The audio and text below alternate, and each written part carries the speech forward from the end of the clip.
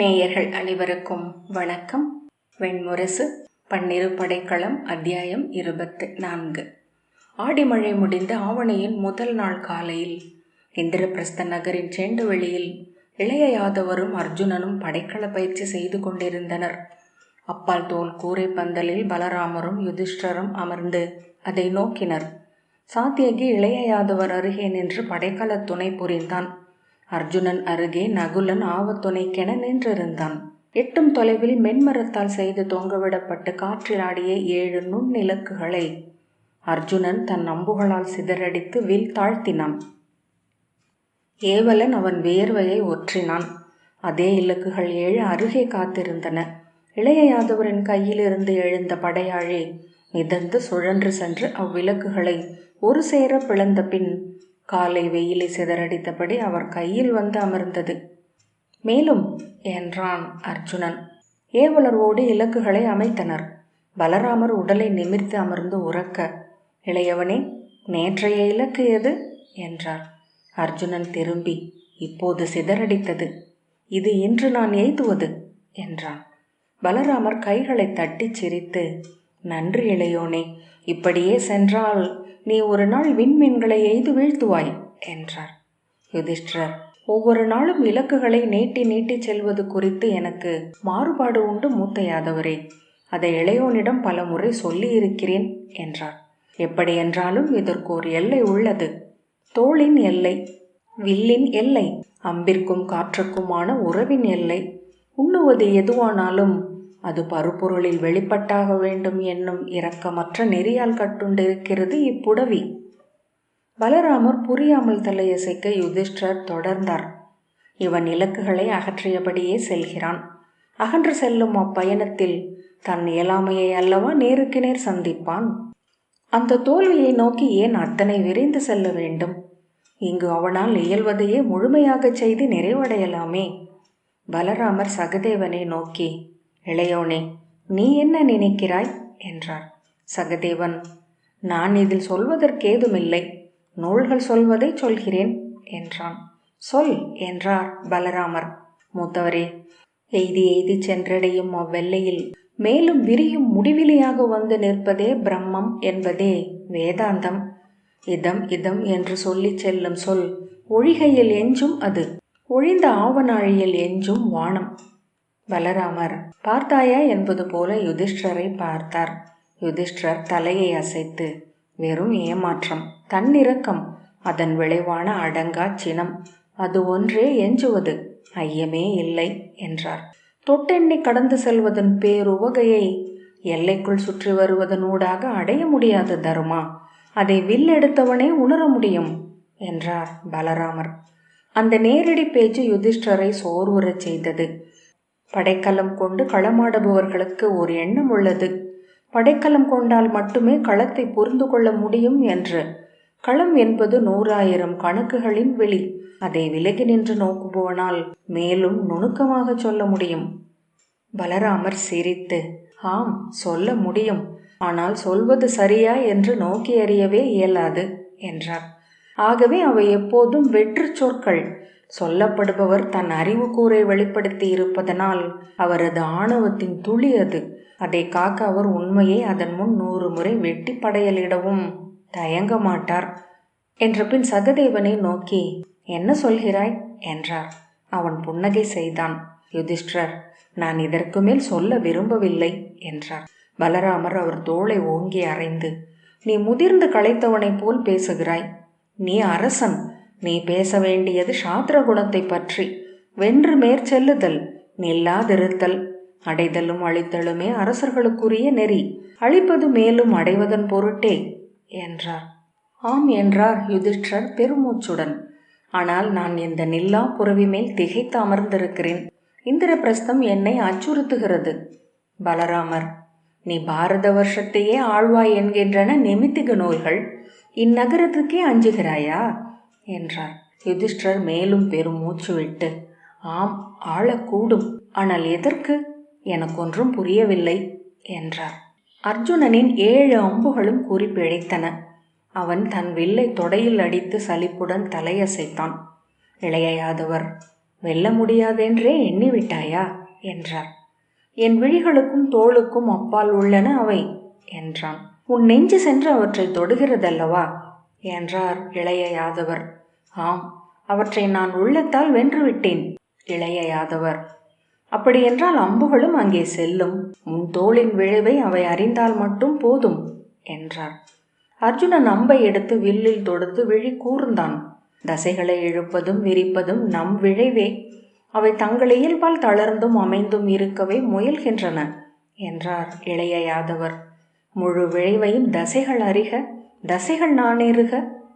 அம்பு சென்று இலக்கை தைத்தது. நகுலனும் சகதேவனும் மகிழ்வுடன் கூச்சலிட்டனர். அவர்களை அறியாதவனாக அர்ஜுனன் இரண்டாவது அம்பை செலுத்தினான். அதுவும் சென்று தைத்தது. மூன்றாவது அம்பும் தைத்ததும் அவன் திரும்பி இளைய யாதவரை நோக்கி புன்னகைத்தான். அதற்கு அடுத்த அம்பு பிழைத்தது. இளைய யாதவர் புன்னகை செய்தார்.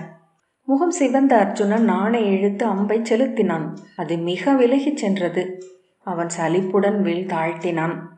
இன்றைய அரைகூவல், இதை நீ கடந்து செல்ல வேண்டும் என்றபடி இளைய யாதவர் பந்தல் நோக்கி திரும்பினார். ஒவ்வொரு நாளும் ஓர் அரைக்கூவலுடன் எழுபவனே தன் கலையை கடந்து செல்கிறான்.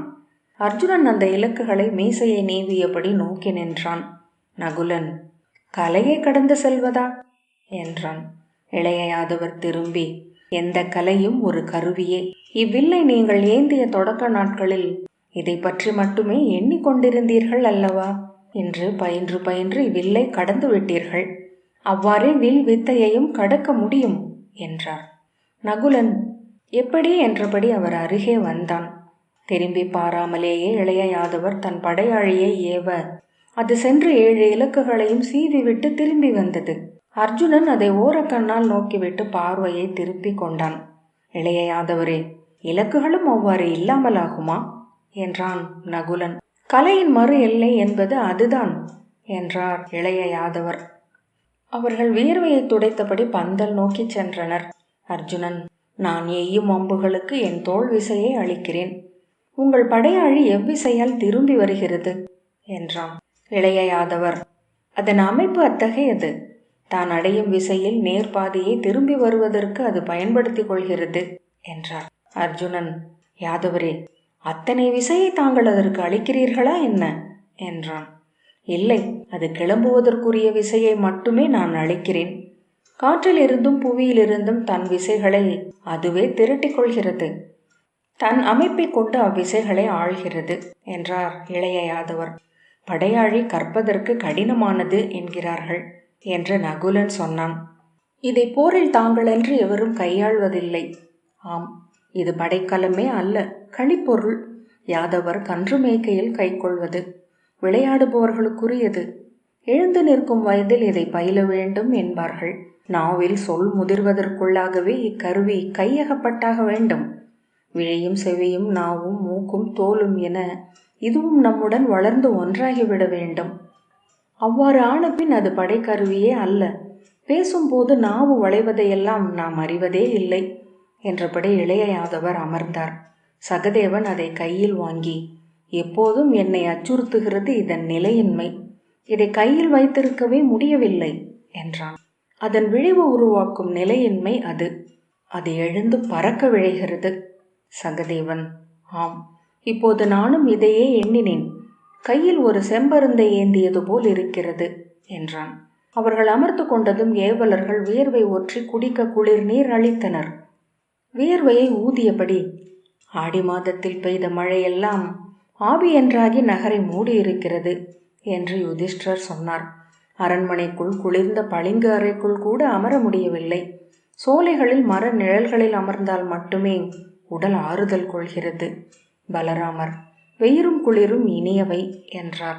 யுதிஷ்டர் அவரை நோக்கிவிட்டு, இளைய யாதவரே, தங்களிடம் சொல் சூழ வேண்டும் என்று காத்திருந்தேன். மகதத்தில் இருந்து வந்த ஒற்று செய்திகள் அனைத்தையும் தொகுத்து விட்டேன். நேற்றிரவெல்லாம் அதைத்தான் செய்து கொண்டிருந்தேன் என்றார். உண்மையில் நான் நேற்று துயில் கொள்கையில் முதற் புல் ஒலி எழுந்துவிட்டது. அர்ஜுனன் கைகளை விரித்து உடலை நிமிர்த்துவிட்டு எழுந்து வில்லை நோக்கி சென்றான். இளைய யாதவர் அவனை திரும்பி நோக்கினார்.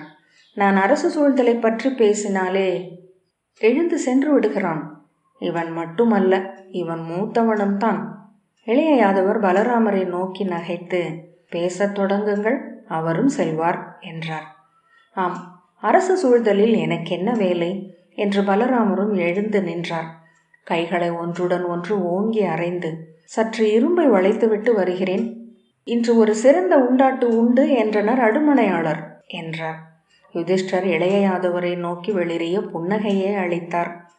சொல்லுங்கள் மூத்தவரே, தங்கள் எண்ணங்களை சொல்லுங்கள் என்றார் இளைய யாதவர். யுதிஷ்டர் உளக்குவிப்புடன் முன்னகர்ந்து, ஜராசந்தன் நம்முடன் போருக்கு சித்தமாகி வருகிறான் என்பதில் ஐயமில்லை என்றார். என்றாகிலும் நம்முடன் போரில் இறங்க வேண்டுமென அவன் அறிவான். இக்காட்டின் சிம்மம் ஏதென்று முடிவு செய்தாக வேண்டும். இளைய யாதவர் ஆம் என்றார். அவனுடைய முதல் துணை என இங்கே அமைச்சர்கள் சுட்டியது துரியோதனனை. நானும் அதை ஐயுற்றேன். ஆனால் அங்கே விதுரர் உள்ளார் என்னும் நம்பிக்கையையும் கொண்டிருந்தேன். அதுவே நிகழ்ந்தது. படைத்துணைக்கான அழைப்பை விதுரர் தவிர்த்து விட்டார். ஆகவே அஸ்தினபுரி இப்போது இக்களத்தில் இல்லை என்றார் யுதிஷ்டர். இளைய யாதவர், அவர்கள் தவிர்த்தமையால் களத்தில் இல்லை என்று பொருளா என்ன என்றார். அங்கே சகுனியும் கணிகரும் இருக்கிறார்கள் என்பதை மறக்க வேண்டியதில்லை. யுதிஷ்டர், ஆம், நான் அதையும் எண்ணினேன். அங்கே பரவிய மாய நோய் மறைந்துவிட்டது. அஸ்தினபுரியின் கோட்டைகளும் மாளிகைகளும் மீண்டு எழுந்துவிட்டன. தாமிரலிப்தியிலிருந்து உயர்தர சுண்ணம் 100 கலங்களில் அஸ்தினபுரிக்கு சென்றுள்ளது. நகரம் ஒவ்வொரு நாளும் ஒளி கொண்டு வருகிறது என்றார். ஆனால் அஸ்தினபுரி இப்போது படையெழும் நிலையில் இல்லை என்று யுதிஷ்டர் தொடர்ந்தார். ஆகவே இப்போரில் ஜராசந்தனின் முதன்மை நட்பு சிசுபாலன் தான். இளைய யாதவர் புன்னகையுடன் ஆம் என்றார். யுதிஷ்டர், மகதத்தின் படையினைவுக்கான ஒப்புகை சாத்தை சேதி நாடு செய்துவிட்டது. இன்னும் சில நாட்களில் சேதியின் 12 படைப்பிரிவுகள் மகதம் நோக்கி செல்லும் என்ற பின் தலையை அசைத்தார். பின்பு தாடியை மெல்ல வருடியபடி கவலையுடன், இளைய யாதவரே, துவாரகையின் வளர்ச்சி கண்டு அஞ்சிய அனைவரும் இப்போது ஜராசந்தனுடன் இணைந்துள்ளனர். கருஷ நாட்டின் வக்ரதந்தன், இமயமலை நாடாகிய ஹிமகூடத்தின் மேகவாகனன், யவனனாகிய காலயவனன் ஆகியோர் முன்னரே தங்கள் படைகளில் ஒரு பகுதியை மகதத்திற்கு அனுப்பிவிட்டனர். பிரக்சோதிஷத்தின் பகதத்தனின் கீழெல்லை படைகளும் மகதத்துடன் இணைந்தே செயல்பட்டு வருகின்றன. புண்டரத்தின் வாசுதேவன் ஜராசந்தன் பக்கமே செல்வான். அவனுக்கு உங்களிடம் இருக்கும் காழ்ப்பு நாம் அறிந்தது என்றார். தொல்குடி யாதவர்களிலேயே 12 போஜகுலங்களின் தலைவனாகிய பீஷ்மகன் ஜராசந்தனுக்குத்தான் ஆதரவளிக்கப் போவதாக செய்தி வந்திருக்கிறது. விதர்ப்ப நாட்டு ருக்மியும் ஜராசந்தனுடன் இணைவான். உண்மையில் அவர்கள் வெல்லக்கூடும் என்றால் சைந்தவனையும் கூர்ஜரனையும் கூட தங்களுடன் சேர்த்து கொள்ள முடியும். கங்கை முழுமையாக அவன் கட்டுப்பாட்டுக்குள் செல்லும் என்பதனால் பல சிற்றரசர்களுக்கு வேறு வழியும் இல்லை. எதிரிகளை பட்டியலிட்டு விட்டீர்கள் என்றார் இளைய யாதவர். யுதிஷ்டர் அதை பாராட்டாக எடுத்துக்கொண்டு, ஆம், வங்கம் என்ன நிலைப்பாடு எடுக்கப் போகிறது என்பது தெளிவாக இல்லை. கலிங்கம் இப்போது 2 பக்கமும் சாராமல் நிற்கவே விழையும். ஆனால் அதை கூட நான் ஐயத்துடனேயே பார்க்கிறேன் என்றார். கங்கை வணிகம் இப்போதே மகதத்தின் கையில் இருக்கிறது. பெரும் படகுகளால் எங்கும் படை நகர்த்தும் ஆற்றல் கொண்டிருக்கிறான். வல்லமை வாய்ந்த பீதர் நாட்டு படைக்கலங்களையும் எரிபொருள்களையும் ஜராசந்தன் சேர்த்திருக்கிறான். போரில் பாரத வருஷத்தை வெல்ல வேண்டும் என்ற விழைவுடன் 30 ஆண்டு காலமாக காத்திருக்கிறான் என்ற யுதிஷ்டர், தங்கள் மேல் அவன் கொண்டுள்ள வஞ்சம் பாரத வருஷம் அறிந்தது. ஆகவே நம் 2 நாடுகளின் எதிரிகளும் அவன் எழுந்து வருவதையே விரும்புவார்கள். ஜராசந்தனிடம் இருக்கும் முதன்மையான ஆற்றல் அவன் அசுரர்களுக்கு உகந்தவன் என்பதில் இருந்து தொடங்குகிறது. காசி நாட்டரசனின் மகள்களில் குருதியில் வந்தவன். ஆனால் ஜராசந்தன் என்னும் பெயரே அவனை அசுரர்களுக்கும் நிஷாதர்களுக்கும் உகந்தவனாக ஆக்குகிறது. மலைநாட்டினராகிய உசினாரர்களும் திரிகர்த்தர்களும் அவனுடன் சேர்ந்தே நிலை கொள்வார்கள். தென்னகத்து ஆசுர நாட்டு சிறுகுடி மன்னர்கள் 100 ஏகலவ்யனின் தலைமையில் அவன் படைகளில் இணைந்திருக்கிறார்கள். அவர்கள் ஆற்றல் மிக்க வில்லவர்கள். நீரில் ஆடும் இலக்குகளை தொடுத்து வீழ்த்துவதில் பயிற்சி கொண்டவர்கள். சகதேவனை கவலையால் தளர்ந்த விழிகளுடன் நோக்கிய பின் யுதிஷ்டர் தொடர்ந்தார். நம்மை ஆதரிக்க வேண்டியவர்கள் சத்திரியர்கள். ஆனால் அவர்களின் பார்வையில் நாம் யாதவ குருதி கொண்டவர்கள். கௌந்தேயர்கள் என்னும் அடையாளத்திலிருந்து இன்னும் ஒரு தலைமுறை காலம் நாங்கள் விடுபட முடியாது. உண்மையில் நாமும் ஜராசந்தனும் போரிட்டு அழிவதற்காக அவர்கள் காத்திருக்கிறார்கள். நம் தரப்பில் எவருள்ளனர் என்றான் சகதேவன். யுதிஷ்டர் நிமிர்ந்து நோக்கி, நமக்கு முதன்மை ஆதரவென்பது பாஞ்சாலம். ஆனால் இருமுறை ஜராசந்தனின் படைகளுடன் மோதி தோற்றோடி இருக்கின்றன துருபதரின் படைகள். அவர்கள் அவனை அஞ்சிக் கொண்டிருக்கிறார்கள். மனம் கொண்ட வகையில் நமக்கு மத்திரம் உதவும், அவ்வளவுதான். நமக்கு ஆதரவென எவரும் இல்லை, இதுவே உண்மை. யாதவ படைகளை திரட்ட முடியும், ஆனால் துவாரகையை கைவிடாமல் நம்மால் அத்தனை பெரிய படையை இங்கு கொண்டு வர முடியாது. கூர்ஜரனும் சைந்தவனும் துவாரகை வலுவிழப்பதற்காக அங்கே காத்திருக்கிறார்கள். இங்கே மதுராவை பிடிக்க போஜனாகிய பீஷ்மகன் நோற்றிருக்கிறான். நாம் கைகளில் பளிங்கு கலங்களுடன் நிற்பவர்களைப் போல. இந்திரபிரஸ்தமும் துவாரகையும் நமக்கு படைக்கலங்கள் அல்ல, அணிகலன்கள். அவற்றை காக்க நாம் கோல் கொண்டு துயிலாது நின்றிருக்க வேண்டி இருக்கிறது. யுதிஷ்டர் பெருமூச்சு விட்டார். ஒரு போர் நிகழக்கூடும், ஆனால் அது எளிய போர் அல்ல. கைகளை விரித்து காட்டி, நான் எண்ணியதே வேறு. துரியோதனனுடன் ஓர் நட்பு தழுவல், அது பாரத வருஷத்தையே நம் காலடியில் கொண்டு வந்து வீழ்த்தும் என நினைத்தேன். ஊழ் பிரிதொன்று சூழ்ந்தது. இன்று அவன் நம்மை எண்ணி கொந்தளித்து கொண்டிருக்கிறான் என்கிறார்கள். ஆகவே தங்கள் எண்ணம் என்ன என்றார் இளைய யாதவர். யுதிஷ்டர், ஒரு போரை இம்முறை தவிர்ப்பதுதான். நம் மீது கொண்ட அச்சமே அவர்களை ஒருங்கு திரளச் செய்துள்ளது. அவர்கள் நம் நிழலுடன் பொருதி எவராலும் வெல்ல முடியாது என்றார். காத்திருப்போம். அவர்களின் ஒற்றுமை இயல்பானதல்ல. நாம் அஞ்சற்குரியவர்கள் அல்ல என்று காட்டுவோம். அது அவர்களின் கூட்டை வலுவிழக்கச் செய்யும். ஆசுர நாடுகளும் மலை நாடுகளும் சத்திரிய குடிகளும் இணைந்த ஒரு படை கூட்டு நெடுங்காலம் நீடிக்க முடியாது. சகதேவன் ஆனால் என்று சொல்லத் தொடங்க இளைய யாதவர், நானும் தங்களைப் போலவே எண்ணிக்கொண்டிருக்கிறேன் மூத்தவரே என்றார். இந்திரபிரஸ்தம் இத்தருணத்தில் போருக்கு விரும்பி கூடி நின்றிருக்கும் இத்தனை பெரிய தொல்குடி கூட்டங்களை எதிர்கொள்வது எவ்வகையிலும் உகந்ததல்ல. சகதேவன் இருவரையும் நோக்கிவிட்டு நகுலனை நோக்க, அவன் புன்னகைத்த பின் அம்புகளுடன் அர்ஜுனனை நோக்கி நடந்தான். யுதிஷ்டர் மகிழ்வுடன், நான் தங்களை நன்கறிவேன் இளைய யாதவரே. நேற்று இதை பற்றி பேசுகையில் சௌனகர் சொன்னார், தங்கள் எதிரிகள் அனைவரும் ஒரே அணியில் திரண்டுள்ளார்கள் என்று. ஆகவே தாங்கள் படை கொண்டு எழ விரும்பலாம் என்றார்.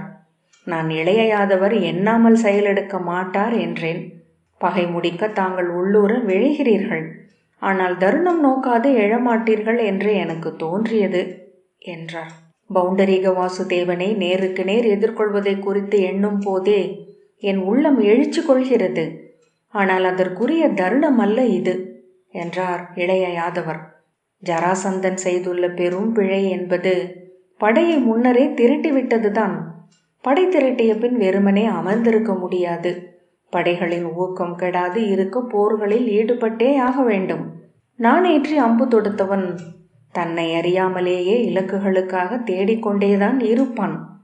அவன் முதற் பிழையை செய்யட்டும், அதுவரை காத்திருப்போம். யுதிஷ்டர் சிரித்து, இதையே இன்று அவையிலும் சொல்லுங்கள் யாதவரே.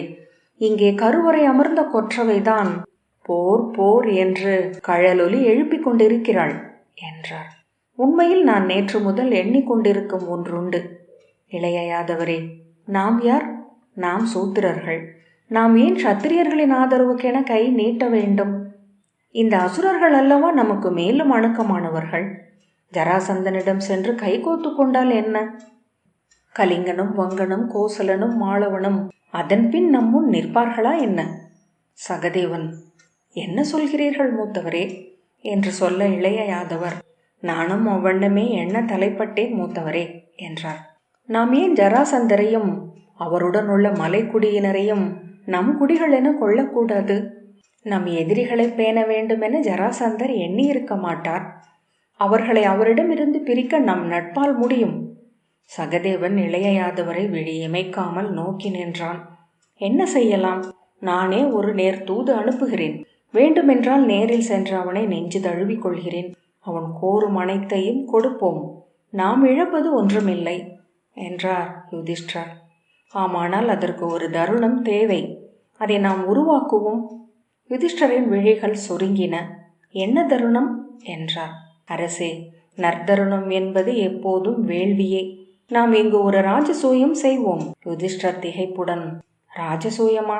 என்ன சொல்கிறீர்கள் என்றார்.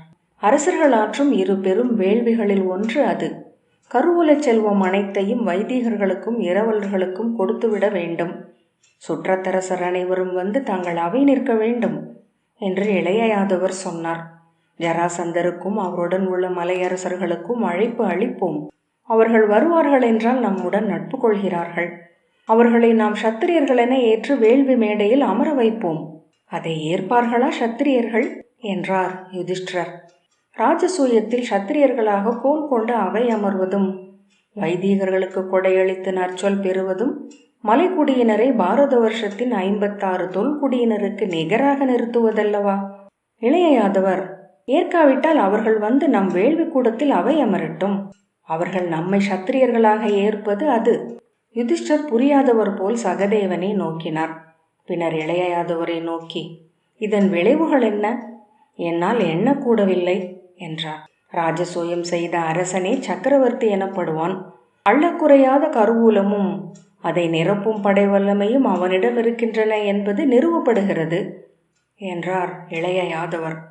என்ன சொல்கிறாய் இளையவனே என்று சகதேவனிடம் கேட்டார் யுதிஷ்டர். மூத்தவரே, அந்த வேள்வியை நாம் இயற்ற இங்குள்ள சத்திரியர் உதவினால் அவர்கள் தங்களை சக்கரவர்த்தி என ஏற்கிறார்கள். உதவாவிட்டால் நாம் அசுரர்களையும் மலை மக்களையும் அரசர்களாக ஆக்கி அவர்களால் ஏற்கப்பட்ட சக்கரவர்த்தியாக ஆகி சத்திரியர்களை ஒழிப்போம் என்றான் சகதேவன்.